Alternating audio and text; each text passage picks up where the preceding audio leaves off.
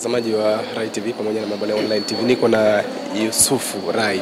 Yeye ni kiongozi au yeye ni mwenyekiti wa jukwaa la vijana taifa, na yeye alikuwepo hapa kwenye mkutano wa waandishi wa habari kati ya mgombea wa rais wa Jamhuri ya Muungano wa Tanzania pamoja na waandishi wa habari. Kikubwa zaidi ilikuwa ni kuja kuwekwa hadharani baada ya kuwa amepitishwa kwenye mkutano mkuu kushika nafasi hiyo, amepata nafasi ya kugombea rais wa Jamhuri ya Muungano wa Tanzania. Sasa leo ndo amekuja kuwekwa hadharani. Niko na mwenyekiti wa jukwaa la vijana taifa, nitazungumza naye. Pengine hii inatafsiri nini sasa, au tafsiri ni nini kuelekea uchaguzi mkuu ambao unatarajiwa kufanyika Oktoba 25 mwaka 2025. Karibu sana Yusuf, na leo tumeona amewekwa hadharani Kunje Ngombale Mwiru kuwania kiti cha rais wa Jamhuri ya Muungano wa Tanzania. Hii inaweza kuwa na tafsiri gani kwenye chama, lakini na wewe kama kijana?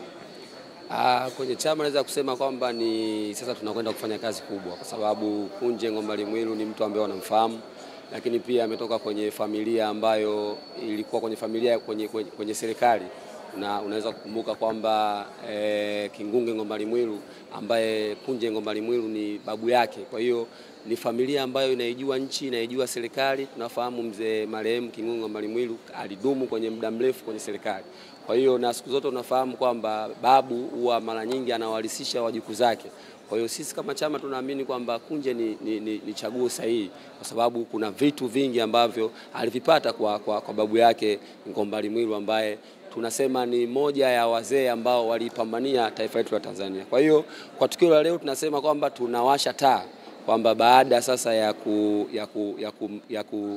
kufanya uchaguzi mkuu maalum na Kunje tukampitisha kuwa mgombea wa rais, leo sasa tumekuja kumtambulisha rasmi. Lengo na makusudio kwamba Watanzania sasa waone kwamba chama cha wakulima tunakuja kivingine, lakini chama cha wakulima kimewasha taa kwa ajili ya kwenda kushindana kwenye uchaguzi huu na hatima yake kuchukua ushindi 2025.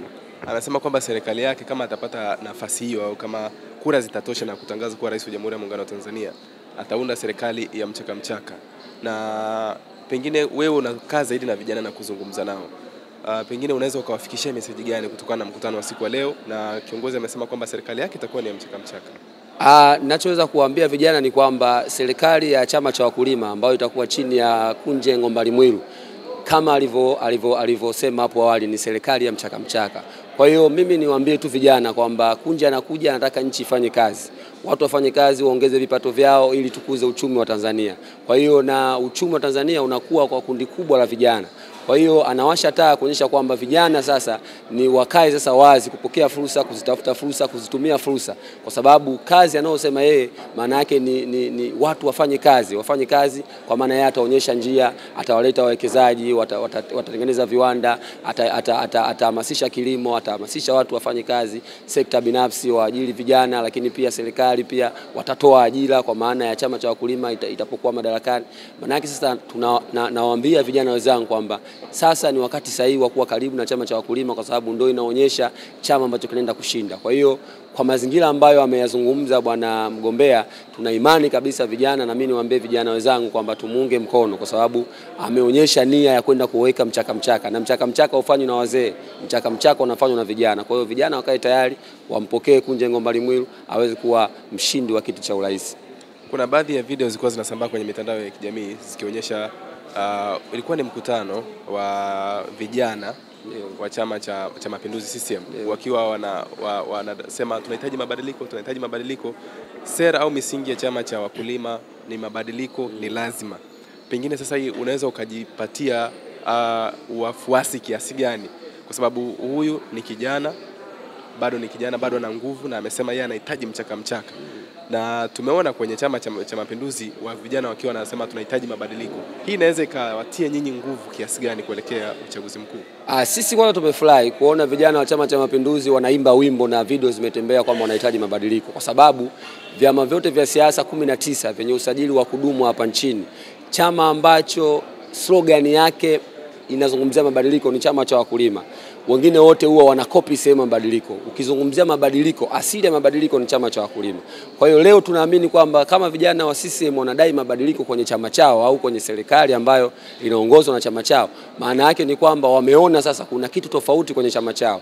Kwa hiyo kama wameona kuna kitu tofauti, wanataka mabadiliko, na ukisema mabadiliko maana yake unazungumzia chama cha wakulima. Kwa hiyo tunaamini kwa mwaka huu hata vijana wa CCM watapiga kura kwa mgombea wetu wa chama cha wakulima. Wabunge na madiwani wataangalia sehemu gani ya kupiga, lakini kwenye urais kama wameonyesha nia utaka mabadiliko, na mgombea wetu sisi ndo anasema mabadiliko ndo kitu chake kikubwa, kwa maana ya kufanya ule mchakato wa mchaka. Tuna imani kabisa kubwa kwamba vijana wa Chama cha Mapinduzi na vijana wa chama na vyama vingine kwa sera hizi ambazo Kunje anakwenda nazo, tuna imani kubwa atatuunga mkono na tutafanya vizuri, kwa sababu ushindi wa chama cha wakulima ni ushindi wa wananchi wote. Nataka nikupe nafasi ya kukiweka chama chako cha wakulima kwenye top 4 ya vyama vya siasa nchini Tanzania. Tarehe 12 ya mwezi wa 4 vyama vilikutana Dodoma kusaini kanuni za maadili ya urais, madiwani pamoja na wabunge kuelekea uchaguzi mkuu. Katika vyama 19 ni chama kimoja cha siasa ambacho hakikuhudhuria kwenye mkutano ule. Ni Chadema peke yao. Na kwa tafsiri hiyo ni kwamba hawatashiriki uchaguzi mkuu wa 2025.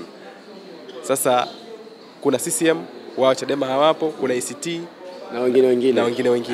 Nakupa nafasi ya kukureti chama chako kwenye listi hiyo. Mzee, sikiliza. Umeona ile PA iliyoshuka jana? Ile PA system ambayo tutatembea nayo nchi nzima. Sio ACT, sio kafu, sio swinani, sio nani. Hakuna ile PA iliyoshuka jana. Na wewe mwenyewe umeona PA ambayo imeshuka pale na vitu ambavyo tumeagiza kwa ajili ya kwenda kufanya kampeni. Nakwambia bro, kama tujachukua nchi tunashika nafasi ya pili. Chukua hii. Hakuna. Kwanza sisi ndio chama pekee kwa hivi vilivyobakia ambao tunaweza wakapanda watu kwenye jukwaa zaidi ya watu 10 na wengine wakanungunika kwa nini hawajapanda. Na kila mmoja atakayepanda ana nondo za kutosha. Mzee, ile PA umeiona? Ile PA tu peke yake inaonyesha kwamba mwaka huu kazi tunayo. Na huyo ni mwenyekiti wa vijana taifa Yusuf Rai, nikijaribu kuzungumza naye kuhusiana na kile ambacho kimefanyika hapa, lakini pia kuelekea uchaguzi mkuu ambao unatarajiwa kufanyika 25 Oktoba. Sasa nataka tumalizie, tuelekee mwishoni, na swali langu la mwisho ni kwamba tayari ameshawekwa hadharani. Sasa nini unaenda kuambia vijana cha tofauti na hichi tulichokiona sisi hapa? Pengine wewe una vitu ambavyo viko mfukoni mwako haujavisema hapa, unakwenda kuzungumza na watu wako. Tunakwenda kuwabadilisha vijana kwenye mindset ya kutegemea kwenda kwenye kujitegemea. Kwa hiyo chama cha wakulima ina ilani nzuri imeandaa, lakini pia Kunje Ngombali Mwilu ni mtu ambaye ana uwezo mkubwa wa kujenga hoja, ni mtu ambaye ametoka kwenye familia ya mtu ambaye amepigania uhuru wa Tanganyika kwa maana ya Tanzania. Kwa hiyo niwaambie vijana tunakwenda kubadilisha maisha ya Watanzania. Kama tunavyosema kwamba siasa na maisha ya watu, sisi tunafanya siasa kwa maana ya kutengeneza maisha ya watu. Kama tunavyosema kwamba rasilimali za nchi na utajiri wa nchi utatiliwa manani kwenye kuweka jitihada za kuondoa maskini, ujinga na malazi. Hiyo sisi ndio imani yetu kwenye chama. Kwa hiyo tunasema kwamba 2025 tunakwenda kuibadilisha nchi. Kwa hiyo niwaombe tu Watanzania, vijana na watu wengine wote ambao wanatufuatilia moja kwa moja kutokea hapa Aventine kwamba tunakwenda kufanya revolution kubwa. Sisi tunaamini mabadiliko yanapatikana kwenye serikali, mabadiliko hayapatikani nje ya serikali, na ndio maana tukaona kwamba tusiwaache bure system, yani waende tu, sababu sisi tunaamini hawa wengine ukiondoa system, hawa wengine tunaamini kabisa hawawezi kushindana na system. Nashukuru sana. Asante sana.